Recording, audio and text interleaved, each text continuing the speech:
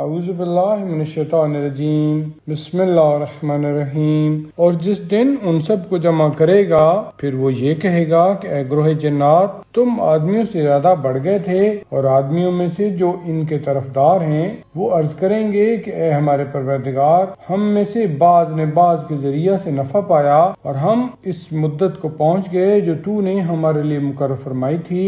خدا تعالیٰ فرمائے گا کہ جہنم تمہارا ٹھکانہ ہے، اسی میں تم ہمیشہ رہو گے، سوائے اس کے کہ جو خدا کو منظور ہو، بے شک تمہارا پروردگار صاحب حکمت و علم ہے۔ اور اسی طرح سے ہم بعض ظالموں کو بوجہ ان کے افعال کے بعض ظالموں کے سپرد کر دیا کرتے ہیں۔ اے گروہ جن و انسان، کیا تمہارے پاس تم ہی میں سے ایسے رسول نہیں آئے تھے جو تم کو میری آیتیں سناتے اور آج کے دن جو مصیبت تم کو پیش آنے والی ہے اس سے ڈرتے؟ وہ کہیں گے کہ ہم اپنے ذات کے برخلاف گواہی دیتے ہیں، حالانکہ زندگانی دنیا نے ان کو دھوکہ دیا تھا، اور وہ اپنی ذات کے برخلاف اپنے کافر ہونے کی گواہی دیں گے۔ یہ رسول کو بھیجنا اس لیے ہے کہ تمہارا رب بستیوں کو ناحق برباد نہیں کرتا، جس حال میں کہ ان کے باشندے احکام سے بے خبر ہوں، اور ہر ایک کے لیے درجے اسی کے بموجب ہیں جو کچھ انہوں نے کیا، اور جو کچھ وہ کرتے ہیں اس سے تمہارا پروردگار بے خبر نہیں ہے، اور تمہارا پروردگار بے نیاز اور صاحب رحمت ہے۔ اگر وہ چاہے تم کو دور کر دے اور بات تمہارے جن کو چاہے قائم مقام کر دے، جیسا کہ دوسرے لوگوں کی اولاد سے تم کو پیدا کر دیا۔ بے شک جس چیز کا تم سے وعدہ کیا گیا ہے وہ آنے والی ہے، اور تم خدا کو عاجز کرنے والے نہیں ہو۔ تم کہہ دو کہ اے میری قوم، اپنی جگہ جو چیز چاہے وہ کرتے رہو، میں بھی اپنی جگہ عمل کرتا رہوں گا۔ آگے چل کر تم کو معلوم ہوگا کہ آخرت کا گھر کس کے ہاتھ رہے گا۔ بے شک ظالم فلاح نہ پائیں گے۔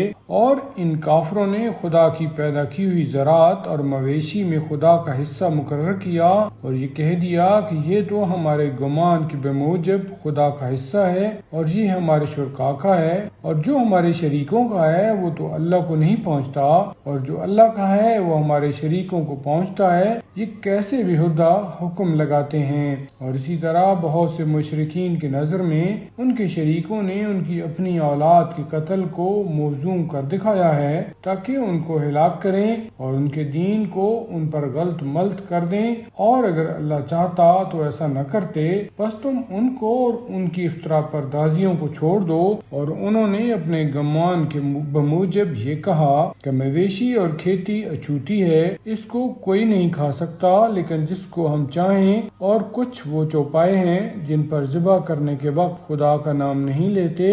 یہ مجموعہ احکام خدا پر بہتان ہے، ان قریب وہ ان کو اس بہتان باندھنے کی سزا دے گا۔ اور انہوں نے یہ بھی کہہ دیا کہ ان مویشیوں کے پیٹ میں جو کچھ ہو وہ خالص ہمارے مردوں ہی کے لیے ہے اور ہماری ازواج پر حرام ہے، اور اگر وہ مردار ہو جائے تو اس میں سب شریک ہیں۔ ان قریب ان کے اس بیان کی سزا دے گا، بے شک وہ صاحب حکمت و علم ہے۔ یقیناً ان لوگوں نے نقصان اٹھایا جنہوں نے نادانی سے بغیر سمجھے بوجھے اپنی اولاد کو قتل کر دیا، اور جو کچھ اللہ نے ان کو عطا فرمایا تھا اللہ ہی پر بہتان باندھ کر حرام کر دیا۔ بے شک وہ گمراہ ہو گئے اور ہدایت یافتہ نہ رہے۔ اور وہ خدا وہی ہے جس نے باغات پیدا کیے ہیں اور ان میں سبیلیں چڑھی ہوئی ہوتی ہیں اور زمین میں پڑی ہوئی، اور درخت خرما اور کھیتیاں جن کے پھل طرح بطرح کے ہوتے ہیں، اور زیتون اور انار جو صورت میں ہم شکل بھی ہوتے ہیں اور بے میل بھی۔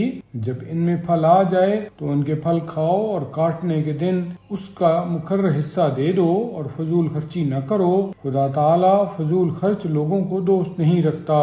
اور چوپایوں میں سے تمہارے لیے لادنے کے قابل بھی پیدا کیے، اور زمین سے لگے ہوئے بھی، جو کچھ اللہ نے تم کو عنایت کیا ہے اس میں سے کھاؤ پیو، اور شیطان کے قدم بقدم نہ چلو، وہ تمہارا کھلا دشمن ہے۔